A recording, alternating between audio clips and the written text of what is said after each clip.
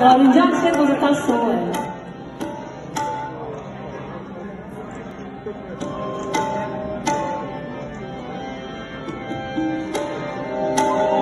چون چې دای په مسافري کې ژوند ډېر کړی دی نو د وطن په وطن مین سړی دی